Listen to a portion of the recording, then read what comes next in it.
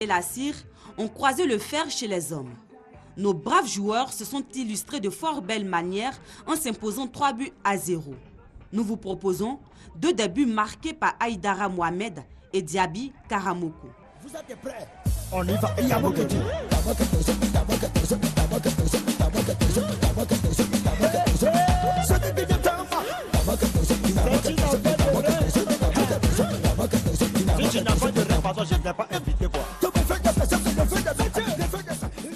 À la pétanque, Anari a atteint les 11 points suite au jeu qui l'opposait à Serenity.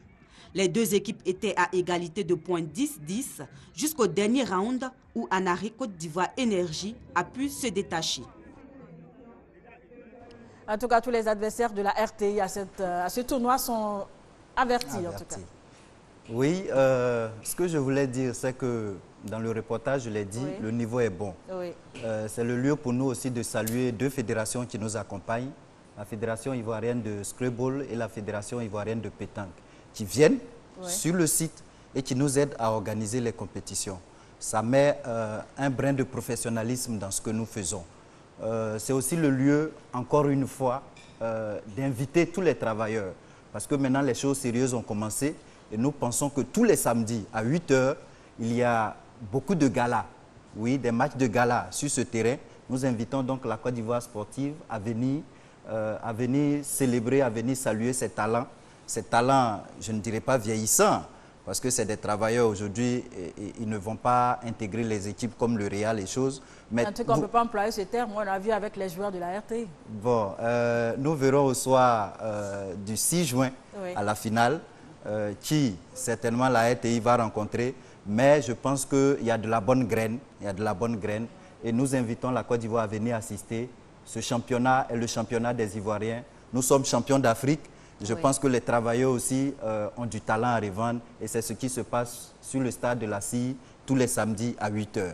Merci. Au terme de cette première journée de ce tournoi du pétrole et de l'énergie, Aude Alégbé a recueilli les avis des directeurs et chefs d'entreprise sur l'importance de cette compétition. La première idée que j'avais eue, c'était de mettre en place un tournoi de pétroliers. Et Dieu merci, ça a eu un engouement et nous avons trouvé que c'était l'occasion aux agents du secteur de se retrouver et d'être ensemble, de se connaître. Et dès qu'ils vont se téléphoner, ils seront pour telle activité, nous avons tel élément là. Ils se connaissent déjà sur le stade et professionnellement, tout va pour le mieux. Cette année, tout particulièrement, il y a plus de présence que par le passé, plus de participation. Les sociétés sous-traitantes qui ne sont pas forcément dans notre domaine du pétrole et de l'énergie sont là. Il y a même une assurance qui est là, la RTI est là.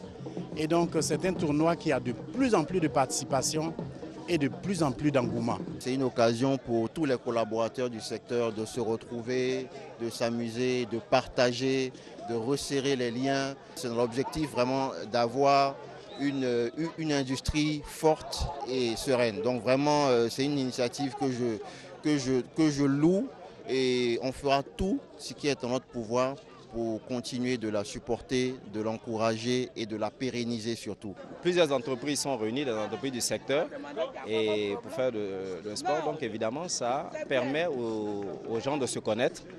On maintient la forme aussi, parce qu'on connaît tous l'importance du sport.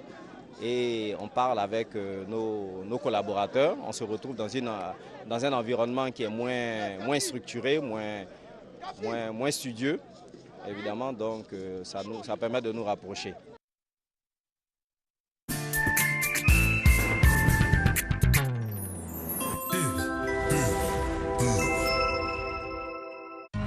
Grand jeu bonnet rouge du 1er au 31 mars 2015.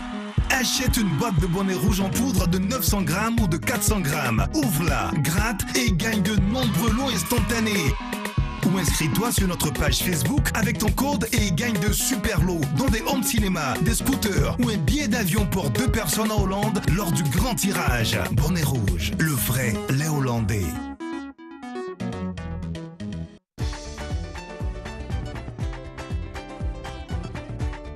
On a gagné la coupe. Après le retour à Abidjan, on savait que voilà, tout le monde allait être dehors pour nous accueillir. On savait que le pays était en joie. Donc pour nous, on attendait juste de voir voilà, tous ceux qui allaient être là pour nous, comment dire, nous montrer leur satisfaction à travers les efforts fournis pendant la CAN. On est arrivé comme voilà, des héros, des gens qui ont fait honneur au peuple.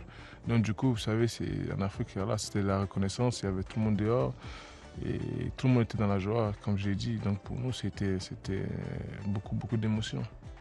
On a fait la fête avec nos proches, on était contents et voilà, mais bon, on savait aussi que voilà, on devait rentrer dans nos clubs, il y avait le championnat, il y avait des matchs à jouer, donc du coup, on a fait une petite fête. Y croire, c'est pouvoir.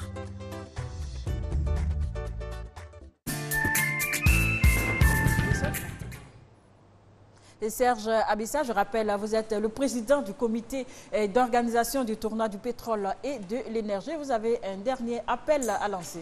Oui, Anne-Marie, je voulais saluer les entreprises qui ne sont pas du secteur, mais qui participent avec nous à cette édition. Il y a bien sûr la RTI, il y a Cositam, il y a Serelec, et saluer les présidents de ces disciplines, le directeur général de la CIR, le directeur général de Cositam, le directeur général de Serelec, qui apporte, je veux dire, ce petit quelque chose. Ça démontre que notre secteur n'est pas fermé, notre secteur est ouvert, nous sommes ouverts sur la Côte d'Ivoire parce que justement c'est l'énergie, parce que justement c'est le pétrole.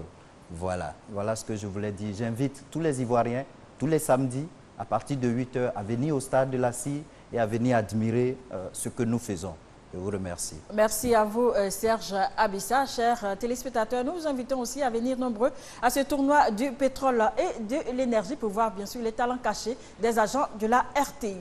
Maracana à présent. Après les premières et deuxième journées disputées à Abidjan, les Maracaniers de la Ligue de l'Ouest ont accueilli plutôt à Diokwe la troisième journée du championnat national. Le compte rendu est signé Salif Ouattara.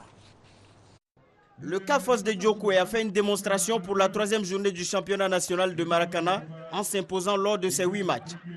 Le capitaine Amokona Etienne et ses coéquipiers ont allié efficacité et pertinence dans le jeu, ce qui leur permet d'être la première équipe de l'intérieur à se qualifier pour la phase finale dénommée Super Division.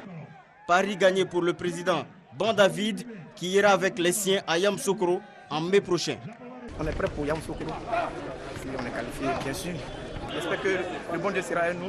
Les Maracaniers de l'abattoir de Daloa seront également à Yamoussoukro grâce à leurs 4 victoires sur les 8 matchs joués. Pour la première fois, ils font leur entrée dans la Super Division. Ça n'a pas été chose facile pour nous, mais par la grâce de Dieu, nous avons avancé. Et voilà que nous sommes qualifiés pour la phase finale à Yamoussoukro. Le Vétéransia Club de San Pedro et le Touba Maracana Club n'ont pas obtenu leur billet pour Yamoussoukro. Malgré tout, ils restent en première division contrairement au Maracana Club de Soubré qui, ayant terminé dernier de cette poule F, tombe en division inférieure. Voilà, nous avons des invités de taille sur notre plateau. Il s'agit du président de la Fédération ivoirienne d'handisport, Serge Pacom. C'est ça. Merci et bienvenue sur notre plateau. Et nous avons 2 athlètes qui vont se présenter. Diamoutene, allez-y. C'est Diamoutene Alidou. Vous êtes vice-champion mondial? Oui. Et vous? Oui, Kwasi Jean-Baptiste, l'entraîneur national d'haltérophilie. Merci beaucoup et bienvenue à vous sur notre plateau. Nous allons parler de votre participation à la Coupe du Monde 6e FASA. Et là, vous êtes revenu avec des médailles. Oui, effectivement, comme vous l'avez constaté, nous sommes partis. C'était un championnat vraiment très relevé, c'est la Coupe du Monde d'haltérophilie. Et sur 24 pays, alors nous étions pratiquement le seul pays de l'Afrique noire. Et de là, avoir la 2e place, je pense que ce n'est pas permis à tout le monde. Et je pense que c'est quelque chose qui était vraiment très bien pour nous. Parce qu'il y va de l'image de la Côte d'Ivoire et il fallait vraiment coûte que coûte défendre le drapeau ivoire. Parce que c'est quelque chose qui est sacré. Et en tout cas, c'était difficile.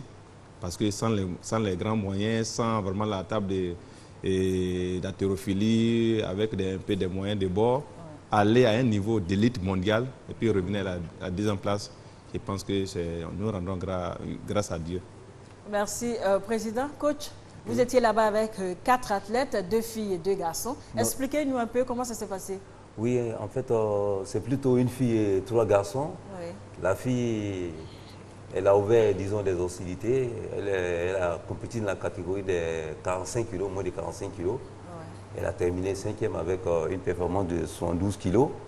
Elle est en progression.